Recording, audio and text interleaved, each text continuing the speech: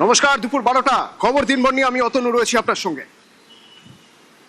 ভয় আউট, জনতার দরবারে বৃদ্ধ জনতার দরবারে গিয়ে অভিযোগ করলেন যে তার ভবানীপুরে পৈতৃক ভিটে, সেই ভিটের জমি তিনি দিয়েছিলেন প্রমোটিং এর জন্য। কারা নিয়েছিল সেই জমি? নিয়েছিল জয় কামদার, সোনা পাপ্পু। কিন্তু এই জমি প্রমোটিং এর জন্য দিয়ে ওই বৃদ্ধ সর্বশান্ত হয়ে গেছে। সুস্মিতা আছে আমার সঙ্গে সরাসরি। সুস্মিতা, কতদিন আগের ঘটনা, কি অভিযোগ করছেন? এর আগে কি তিনি অভিযোগ জানিয়েছিলেন কোথাও?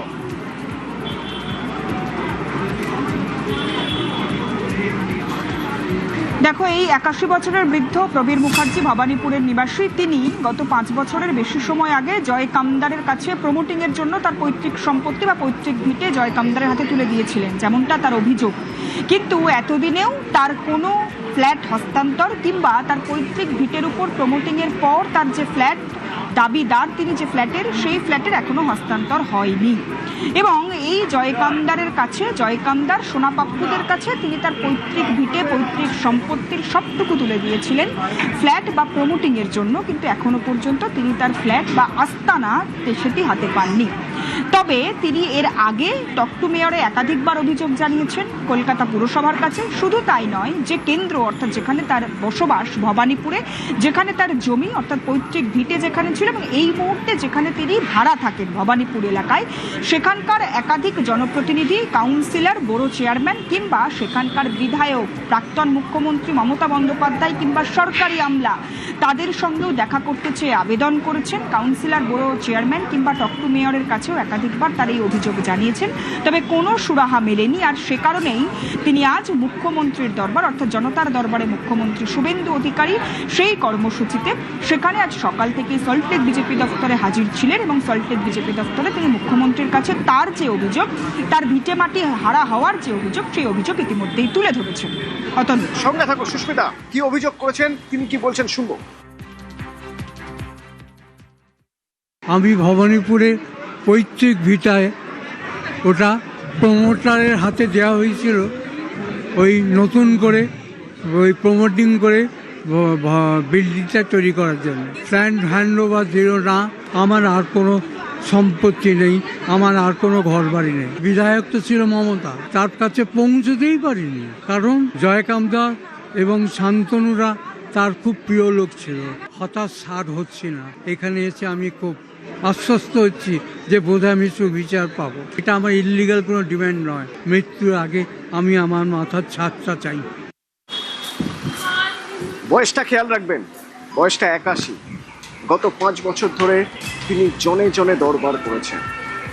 বিধায়ক থেকে শুরু করে, কাউন্সিলর থেকে শুরু করে, টক টু মেয়র থেকে শুরু করে, প্রাক্তন মুখ্যমন্ত্রী থেকে শুরু করে সবার দরজায় গিয়েছেন, সবার দরবারে গিয়েছেন। বয়স বেড়েছে, বৃদ্ধ হয়েছেন, অশক্ত হয়ে পড়েছেন। 81 বছরের বৃদ্ধ এবার জনতার দরবারে। কিন্তু সর্বশ্রান্ত যে হয়েছেন, তিনি যখন জমি দিচ্ছেন তার বদলে কি পাওয়ার কথা ছিল? তার ফ্ল্যাট পাওয়ার কথা ছিল। যদি পাওয়ার কথা থাকে, সেই ফ্ল্যাট তাকে দেওয়া হয়নি, সেই ফ্ল্যাট পেল কে? সুস্মিতা,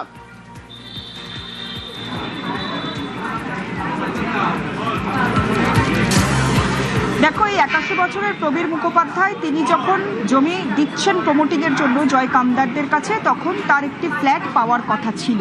সেই ফ্ল্যাট রাস্তার ধারে খোলামেলাভাবে তিনি থাকবেন, মৃত্যু বয়সে কাটাবেন, সে কারণেই তিনি সেই ফ্ল্যাটের দাবিদার এবং হকের দাবিদার। তিনি সেই ফ্ল্যাট তার পাওয়ার কথা ছিল এবং সেই ফ্ল্যাট পাওয়ার আশাতেই তিনি প্রমোটিং এর জন্য দিয়েছিলেন। কিন্তু সেই ফ্ল্যাট তিনি পাননি, উপরন্তু তার হকের ফ্ল্যাট পেয়েছে কোনো এক পুলিশ কর্তা, যিনি কিনা কোনো এক উচ্চ পদস্থ পুলিশ কর্তার খুব ঘনিষ্ঠ। শান্তনু বিশ্বাসের নাম সেই বৃদ্ধ করছে।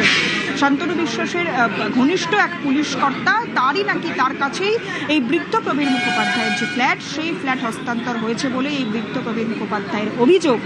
এবং তার হকের ফ্ল্যাট তিনি তো পেলেনই না, বরং অন্য কোনো পুলিশ কর্তাকে খুশি করার জন্য সেই ফ্ল্যাট হস্তান্তর করলো প্রমোটার জয় কামদার, তেমনটাই অভিযোগ করছেন এই বৃদ্ধ।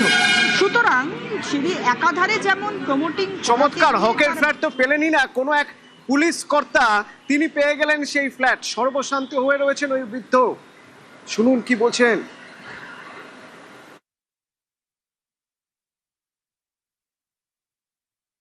আমার যে ফ্ল্যাটটা পাওয়ার কথা সেই ফ্ল্যাটটা তো শুনলাম তার তাবেদার কোন পুলিশ অফিসারকে তাকে দান করা হয়েছে।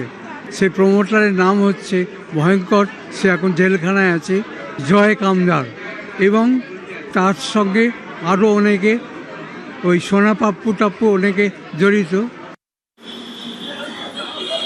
একবার ভাবুন, টার্গেট করা হয়েছে এক বৃদ্ধকে যার বয়স আরো বেড়ে যাবে আস্তে আস্তে।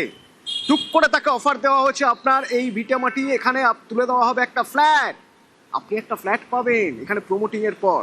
তারপর তাকে ঘুরিয়ে যাওয়া হচ্ছে, তার যে ফ্ল্যাট পাওয়ার কথা ছিল সেই ফ্ল্যাট দেওয়া হলো একজন পুলিশ কর্তাকে, জয় কামদার। সুস্মিতার সঙ্গে থাকো। জয় কামদার এই পুরো কাজটা করছে। জয় কামদার কে? কে এই জয় কামদার? আমার সঙ্গে রৌনক রয়েছে। রৌনক, জয় কামদার কে? দেখো, একেবারে এই জয় কামদারকে ইতিমধ্যে এনফোর্সমেন্ট ডিরেক্টরেট গ্রেফতার করেছে।